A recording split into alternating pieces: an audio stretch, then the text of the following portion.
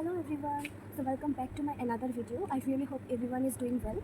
So today I am going to discuss about receptors, agonist, antagonist, affinity, potency, efficacy, drug tolerance, drug dependence, idiosyncrasy and hypersensitivity. So our first topic is receptor. So receptors are macromolecule or binding site that located on the surface or inside the cell region, a signal molecule and drug and initiate the response. So now what is agonist? So agonist facilitate the response and agonist is a mimic of natural ligand.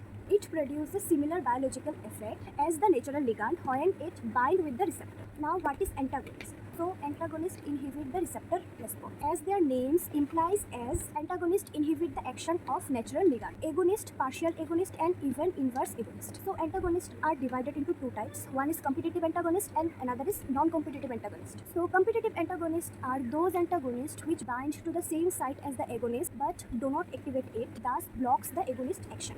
On the other hand, the non-competitive antagonists are bind to another site on the receptor to prevent receptor activation. So now I am going to discuss about the drug affinity. Drug affinity refers to a chemical force that causes a substance to bind with receptor. Both agonist and antagonist can bind to the receptor. So now what is potency? Effective concentration is a concentration of an agonist that needs to elicit half of maximum biological response of the agonist. Now what is efficacy? Efficacy is a drug's capacity to produce an effect. Now what is drug tolerance? It refers to the requirement of the high dose of a drug to produce a given response. Loss of therapeutic efficacy after prolonged use of the drug. Example, before X is a drug required 500 mg to produce response, but after tolerance 800 mg drug required to produce response. Now what is drug dependence? So it is a altered physiochemical state produced by repeated administration of drug. This has been earlier termed physical dependence but now simply called dependence. Now what is drug addiction? A person is said to have developed drug addiction when he or she believes that optimal state of well-being